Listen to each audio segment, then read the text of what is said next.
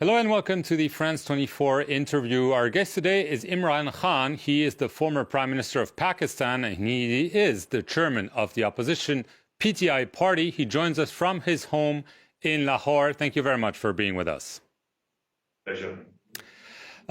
Your home has been under siege, if I may use the expression, from the police in the last few days. They had come to arrest you for not showing up in court in a corruption case against you. There were some clashes with your supporters, and a judge ordered the police not to take you in before this Friday on the conditions that you do appear in court. So the first obvious question is, will you appear in court in person on March 18th?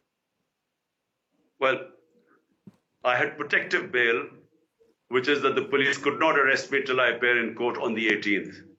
I had agreed to appear in the court, and suddenly the police arrived in heavy contingents. I mean, it's unprecedented that in a the head of the largest political party in a country, police arrived. There were about 5,000 police and rangers. I felt as if I was some terrorist here.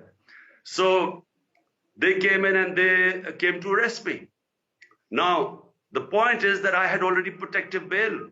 So why had they come to arrest me? But they didn't give any reason. And they just said that, look, we've come to take you away. So there was a clash with the supporters. There was a huge number of police. So I decided to give them an surety bond. If your lawyer gives an surety bond to the police that I will appear on the 18th in court, they couldn't have arrested me. But they refused to take the surety bond because they were determined to arrest me. And it was for the wrong reasons. It wasn't because they were worried about law. It was because they are scared of the coming elections on the 30th of April, and they wanted me in jail before that. And this is why they refused to take an surety bond. The law says if I gave them a surety bond that I would appear on court on the 18th, they couldn't have arrested me.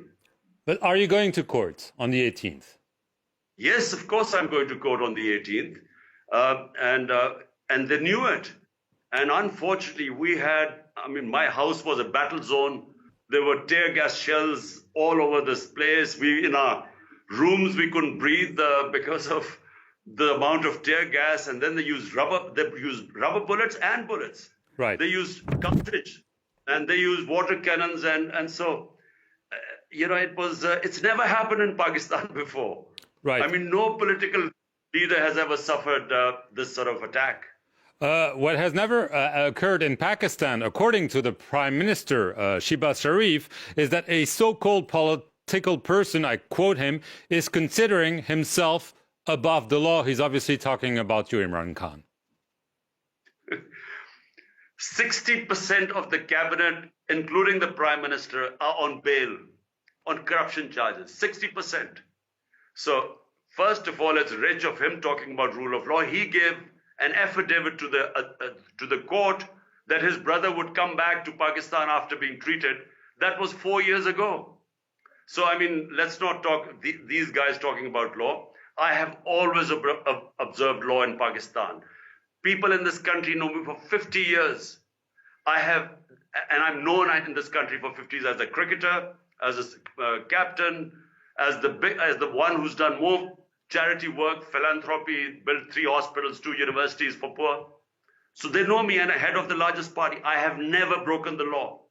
To date, there are 85 cases against me in the last few months on blasphemy, on sedition, on terrorism, murder. One of my workers was killed in police custody 4 days ago, tortured to death, and they blamed me for his murder.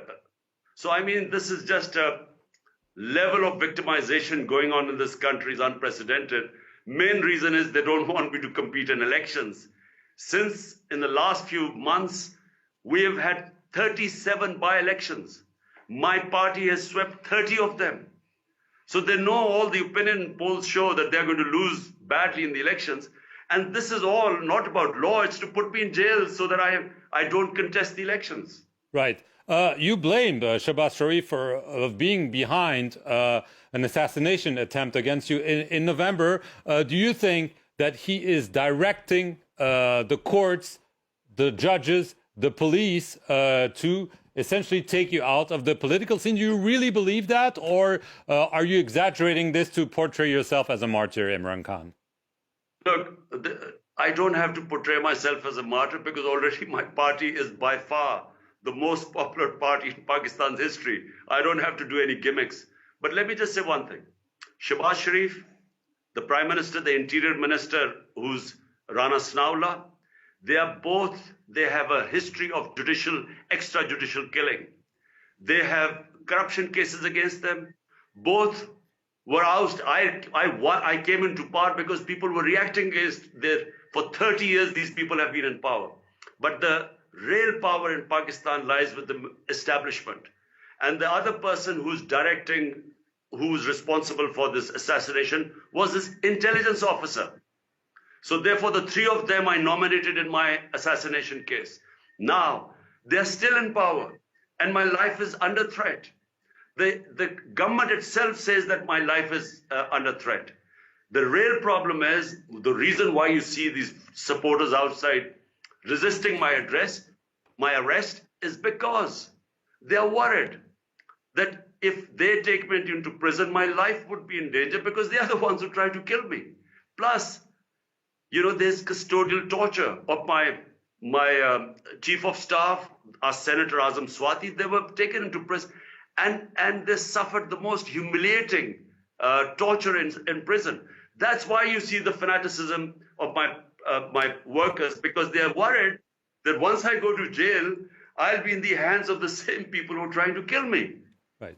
Imran Khan, you've called for snap elections. The Prime Minister says no, they'll go according to schedule. If there are still tensions around you, if you're taking into custody, there are scenarios that there could be violence, and this could mean no election in the foreseeable future.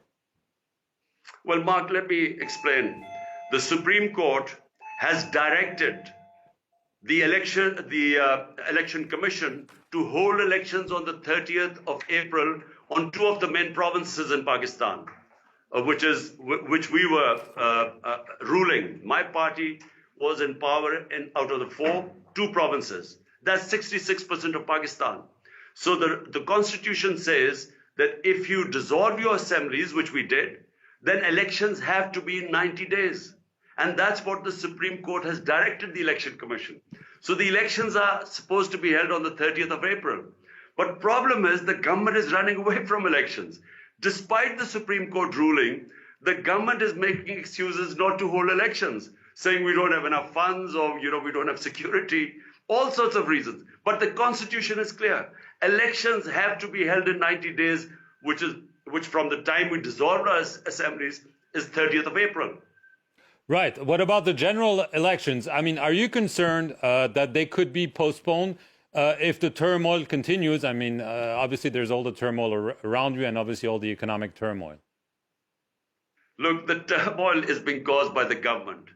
Let me first categorically say that never has my party ever indulged in violence. In 26 years of my politics, I have always remained within the constitution, within the law. And what is now happening is that the government, because they are worried about the results of the election, because the economy has tanked, we have unprecedented inflation in our 75-year history. We have unemployment, our economy is going down. Never have the economic conditions of Pakistan been as bad.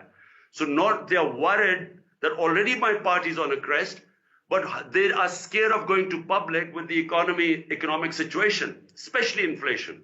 Therefore, they don't want elections.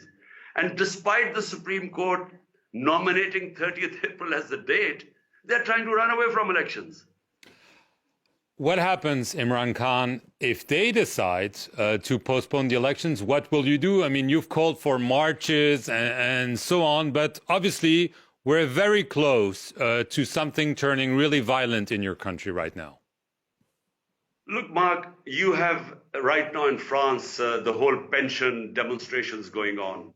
Well, that's part of democracy. I have always stayed within the limits of the Constitution, what allows us a democratic right to protest. But we have always been peaceful. Now, what happened here in outside my house is unprecedented. First, 5 days ago, they gave us permission. The police gave us permission to start our election campaign by a rally. When our people were coming in to join the rally the next morning, suddenly they cancelled it. But even before they cancelled, there were police contingents which started tear gassing and water cannon at our supporters, provoking us. I cancelled the rally. Next day, I tried to hold my election rally because the elections are announced. Again, they didn't give us permission. Again, I cancelled it. So they were trying to provoke us. And this time, they just came in these numbers when my house became a war zone. I mean, you can't imagine the police force they brought in. As I said, I felt I was a terrorist. The police, the army, Rangers are the army. Then they came in an armored car. I mean, they were as if, it was, like some war zone.